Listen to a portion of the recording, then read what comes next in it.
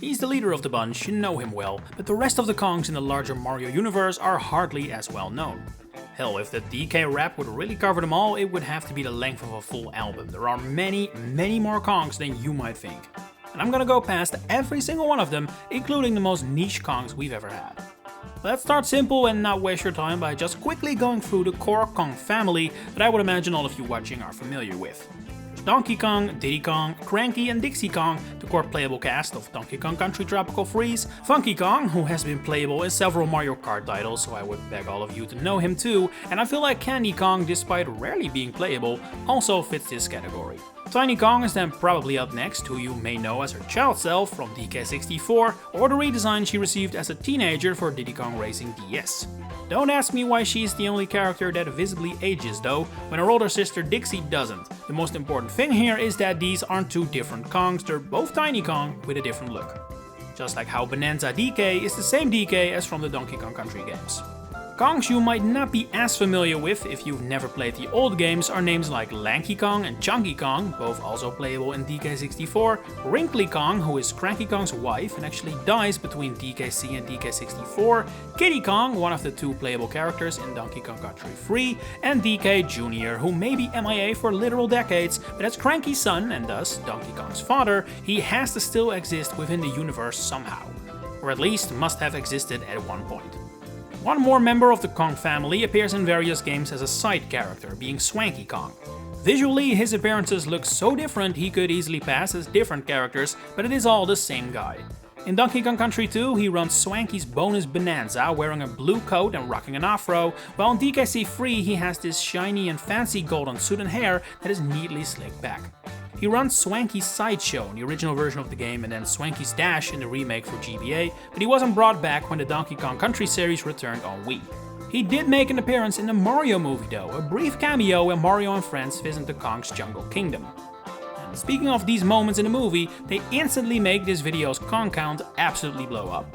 I mean, there is an entire stadium called the Great Ring of Kong, which is filled to the brim with Kongs watching local hero Donkey kick Mario's butt. So if we're gonna go past each and every single one of these, then yeah, there are instantly like 100 Kongs. I'm not gonna do that, we'd be here all day, but I did want to mention it since it shows that while the current actual named Kong count may already be decently high, the actual number is way higher. Kongs appear to be as common and normal as Toads and Koopas are, and we all know the number of individuals of those species is impossible to nail down.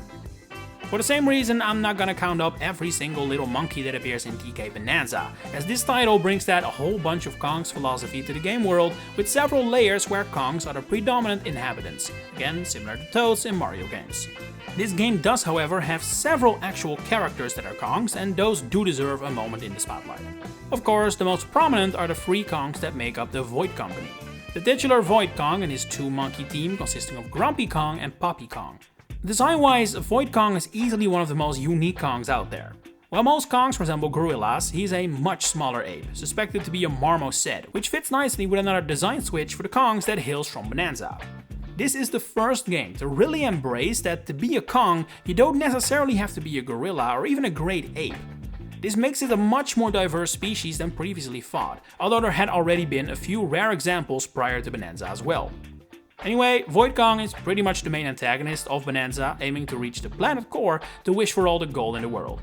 He rides atop a banana-like rock, which is a really interesting design decision that again really makes him stand out from all the other Kongs.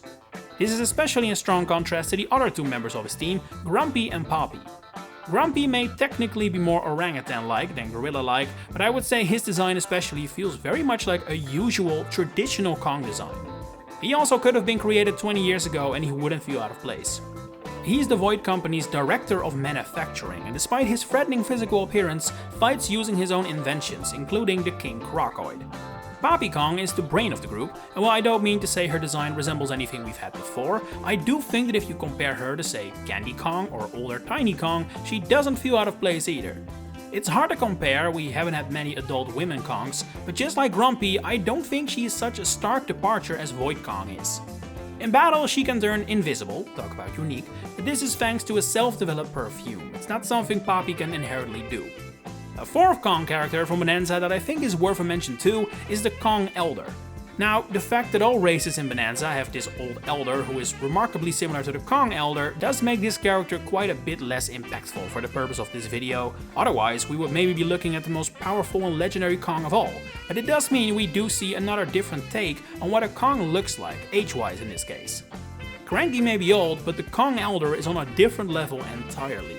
And where DK Bonanza has the Void Company to add some new Kongs to the list, the original DK game developed by the Mario team had the Kongs. Yes, I'm serious.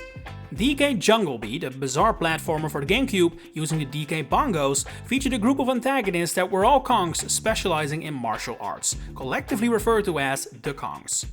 That may sound weird, but the reason for it is that Jungle Beat has several groups of bosses that are all the same species. So you had the Rocks, all birds, the Tusks, all elephants, the Hogs, all, well, hogs, and then the Kongs. Each of these Kongs rules a kingdom that DK travels through on his journey, with the first, Dread Kong, the king of the Banana Kingdom. Dread Kong is the only one not named after a type of martial arts, even though the idea is clearly that he's a boxer, all he does is throw punches. Instead, both his Japanese and English names are derived from his hairstyle. Second in line is Karate Kong, king of the Pineapple Kingdom. This Kong seems to rival Cranky in age, but his karate skills are still top-notch. In Japanese, his name is actually Kung Fu Kong, not Karate Kong, which is a name used in English for a Kong that appeared in the Donkey Kong Country TV show. More on that soon. Yes, we are not ignoring it. Sumo Kong, a large, oversized Kong, is the next boss in line, before then ending with Ninja Kong. This is the only one of the four who has reappeared in a DK game following Jungle Beat, as Ninja Kong appears as a statue in the Emerald Rush mode of DK Bonanza. It should be noted that all four of these Kongs are not inherently evil, but were instead under the influence of the final boss, Ghastly King. Yes, that is not a typo, despite being a Kong, his name is King. But don't worry, even Nintendo gets it confused sometimes. And not just now, in the original game, Ghastly King appears twice, once as the final boss and once shortly before that. While this is clearly meant to be the same character, Ghastly King, the Western version of the game actually calls this first boss Cactus King, as if it is a completely different character. But no, all the same, all one Kong. So far, I would wager a decent chunk of you were still able to keep up, right? Sure, Jungle Beat is hardly a well-known title, but at least all these Kongs were relevant characters in actual video games. From here on out though, we enter the trenches, and let's start with that Donkey Kong Country TV show I just mentioned.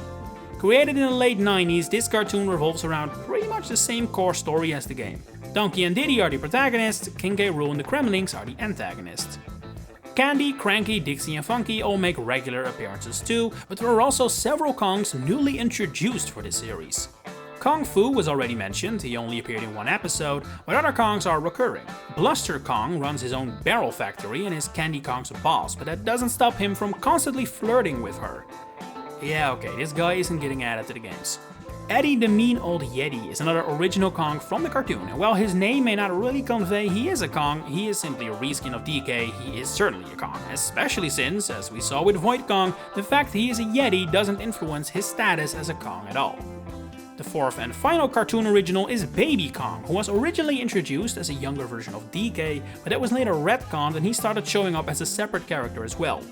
On that same note, should the same ever happen to Baby DK, originally from Yoshi's Island DS, but later also reappearing in Mario Super Sluggers, I feel like he could be included as well, but it's quite obvious that at this point, Baby DK still is DK, even if they are, I guess, separate characters in Mario Sluggers at least. This little guy is far from the only contentious Kong though. In Mario & Luigi's Superstar Saga, the brothers run into Bink, a sailor who runs a barrel minigame aboard the SS Chocula. All sailors aboard the ship are skeletons, but in the original game from GBA, Bink is the skeleton of a Kong. This is obviously just a little nod to the fact he runs a barrel-focused minigame, but maybe developers Alpha Dream eventually came to the conclusion that having a random skeleton Kong in here was a little odd, so when the game was remade for 3DS, Bink was redesigned and used the same sprite as the rest of the sailor crew, i.e. a humanoid skeleton. If you're wondering where his name comes from, his Japanese name is Binky, which is based on Donkey, of course. Next up on the contentious list, Rabbit Cranky and Rabbit Kong from Mario + Rabbids Kingdom Battle. Well, Rabbit Kong already appeared as a boss in the base game, where these two really shine is in the Donkey Kong Adventure expansion. Rabbit Cranky is introduced here as one of the playable characters in DK's crew, while Rabbit Kong, now corrupted to be Mega Rabbit Kong, is a recurring villain. It should go without saying though that while these two do deserve a mention, they are probably not to be considered Kongs. They're rabbits that look and behave like Kongs, but they're still rabbits. Rabbit Peach is also not suddenly an actual princess or even a human to begin with. But okay, Mario plus Rabbids is hardly the most unknown game in the world, so let's refocus on some Kongs that are truly niche. Like Donkey Kong Jr. II. Should you like Donkey Kong Jr. math so much you want to play it with a friend? Well, first of all, why would you do that to someone? But more importantly, your pal gets to play as Donkey Kong Jr. 2, a pink palette swap of Donkey Kong Jr. Is this supposed to be their own character? Probably not. But hey, you want niche, you get niche. Although I think we can get even more obscure. What about Uncle Kong? If I just showed you this artwork, you may think he'd be another side character from an early DK game, but he actually never appeared in the game at all. Uncle Kong exclusively appears as a guide of sorts in the official Nintendo licensed Famitsu strategy guide for DKC 2 and 3. Now, obviously this is not exactly a core member of the Kong family, something he actually acknowledges himself, saying he is instead a banana salesman in Osaka, as in the actual Japanese city Osaka. His design and art appear to be created by Rare though, they look pretty official, and combined with the fact this is an officially licensed Nintendo product, Uncle Kong is closer to being official than you may think. Alright, time for the last group of Kongs left. We have talked about the status of Kongs as a species, we have seen antagonistic Kong characters, but we have yet to see the few cases where those two meet in the middle. Kong enemies. It's rare, I admit, but it exists, and it even happens once in the actual Donkey Kong series. Manky Kongs, or Manky's Kong, are enemies that appear in the original Donkey Kong Country. They are described by the manual as Kong reject orangutans, which sounds kinda messed up. Sure, they're not exactly lookers, but this sounds like the nice and heroic Kong family has denounced the Manky Kongs based on nothing but their appearance and the fact they're orangutans. The player's guide even suggests the reason they are mad and attack DK is because they were never accepted in the Kong family. So if that's the case, then bad behavior can't be the reason they were kicked out either. Their sole attack is throwing barrels though, so maybe they refuse to move past the glory days of arcade Donkey Kong and get with the times, who knows. Another type of Kong enemy definitely feels more well known, partly due to being such a bizarre addition that it really stands out, and partly because they hail from a Mario game and that always helps. Chained Kongs and Gorillas are enemies from Super Mario RPG that are clearly just Donkey Kong-like Kongs in chains and shackles like Mario wandered onto a prison courtyard. Nothing is really explained about what these enemies are, why they are here, or even why they attack Mario. The only slight hint at that is found in a profile for Chained Kong, which alludes to a village of gorillas that they fled from. While the description for the gorilla is not even remotely helpful, I do think it is stellar in its own way. It reads, "I am a work of fiction, any resemblance to pre-existing apes is purely coincidental." Well, I'll take back what I said just then, they're not Donkey Kong-like Kongs, just their own Kongs. And that brings us to the final Kong, the absolute last one, and it's a really unique one. We've had Kongs from the Donkey Kong Country games, Bonanza, TV shows, movies, Mario games, but there are even original Kongs found in Yoshi games. Or Yoshi Game, Yoshi's Crafted World to be specific. The rare, super rare, but one stage in this game, Bombs Away on Pirate Island, features the Ucky Kong, which is a crossbreed between a Kong and a Yukiki, the smaller monkey enemies that hail from Yoshi's Island. Since they literally appear in one stage, and super briefly at that, not a lot is known about them, to the point that even their name isn't official. Ucky Kong is a name found in the game files, but is not mentioned anywhere in the actual game. And yet, Ucky Kongs do have another sub-member of their incredibly limited species, being the Snow Ucky Kong, only one of which appears in the entire game. Doesn't get more obscure than that, huh? One sole example found in one level of a Yoshi game. That's about the last place you would ever expect to find a Kong, but here we are. But what are your favorite Kongs? And how many of these did you know? Share it in the comments below. If you enjoyed this video, please consider giving it a like and subscribing. If you're also interested in either the Pokemon or Fire Emblem series, you may want to check out my other channels, Piantapedia and Nagapedia. Links are in the description. For now, thanks for watching and enjoy the rest of your day.